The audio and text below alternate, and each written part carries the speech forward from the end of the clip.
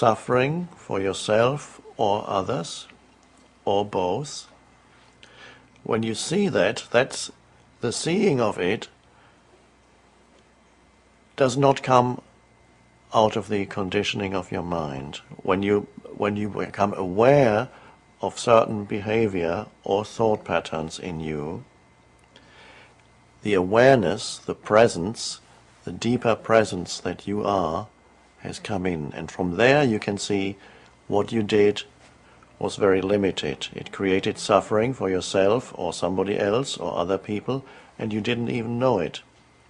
So what was acting at that time, if you say that was me, and therefore I must be bad, you are equating the conditioned mind, your conditioned mind, the conditioning of your mind, with who you are.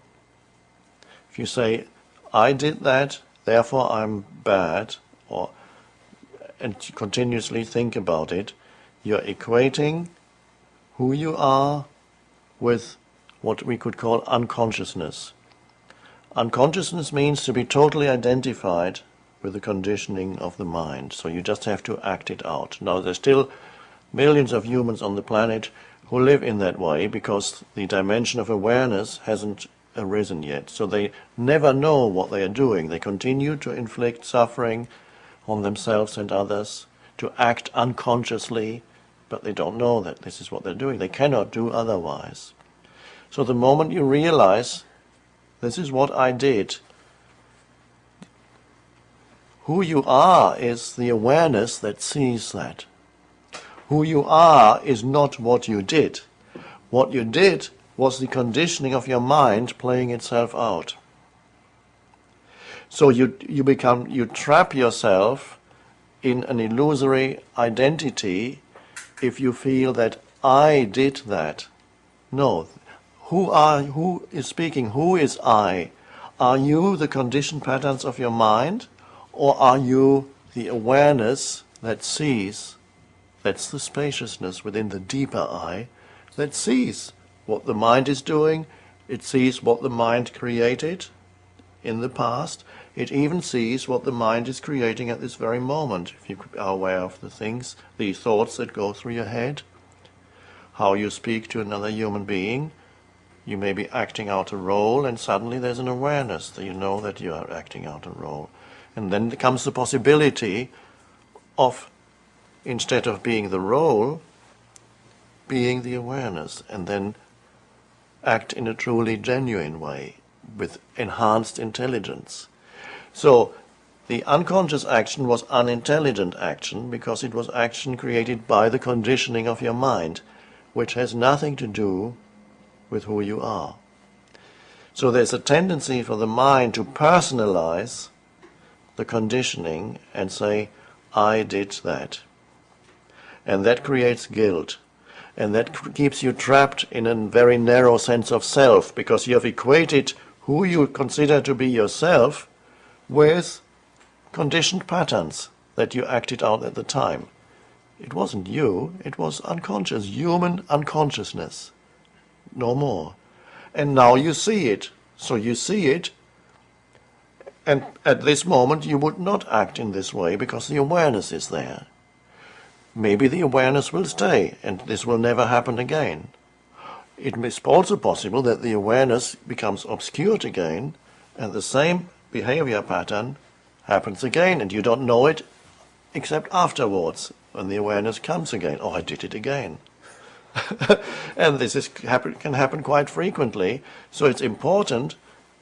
It's good to be aware afterwards. If you do not misuse the mind, don't allow the mind to misuse the awareness and make some identity, manufacture some identity out of that for yourself and say, that was me. It wasn't me. That's the main thing. Who are you? You are the awareness.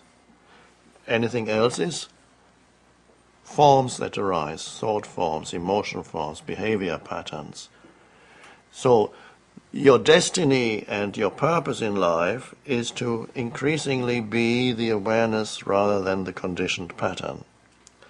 But as long as the conditioned pattern is there, It's there. It's good if the moment the moment of transformation comes, if the awareness is there while the pattern plays itself out. That's the beginning of the end of the conditioned pattern.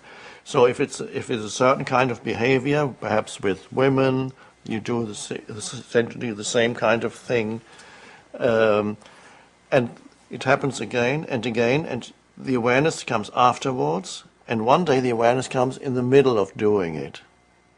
In the middle of it, you see what you're doing. There's a seeing of it.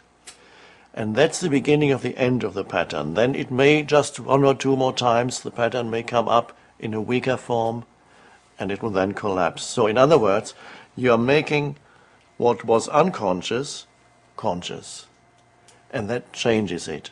So you do not have to manipulate yourself and try to engineer inner change. I have to make myself into a better person. That doesn't usually work. That just creates conflict, because you have one image of yourself as the good person that you want to be, or that you would like to think of yourself as that, or you'd like others to think of you as a good person, and then you have unconscious behavior patterns that completely contradict that image of a good person. And then for the rest of your life you live in that conflict. The good person can talk to the bad one in your head. It's just two thought patterns. So that doesn't work. What works is to be the awareness, to see it, to be awake enough, alert enough, and that when the present moment comes in, to see, are you present in this moment to what happens in this moment, not only externally, but internally also. And are you allowing it? Don't reject anything. If you feel a thought comes in, an emotion comes in, and maybe it's not a good thought.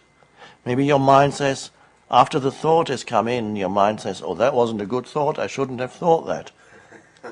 But they are both just thoughts. The so-called bad thought was just a thought, and the next thought that said that wasn't a good thought was just another thought. Now, it's possible that the bad thought made you do something bad. That's possible. But the good thought cannot prevent that. The only thing that can prevent that is to be conscious, so that the thought does not control you. The conditioned mind doesn't control you. Be there as the witness to your thoughts. Just don't reject anything. So don't go wrong there. I know you're concerned about your mind and certain thoughts that go through your mind, and you would rather be a good person and have good thoughts all the time, but it's not happening. And I can assure you it's not happening to anybody. Somebody who's just having good thoughts. Because the human mind is the human mind. It has polarities of good and bad and high and low. So don't try to bring about on that level the perfect me. It doesn't exist. Allow yourself the imperfections. Allow the thoughts to be there. They come. If you fight them, you make them stronger. People who have the worst problems with thoughts are people who are spiritual, so to speak. They see themselves or are seen by others as spiritual. They have to live the role, for example, the vicar, the priest. They have to live the role of a spiritual person, and they cannot admit to themselves that they have bad thoughts. So they suppress, and they may have bad emotions, anger, resentment, and they say, no, I'm not having bad emotions, I'm a good Christian. They can't even admit to themselves, and that makes it even worse.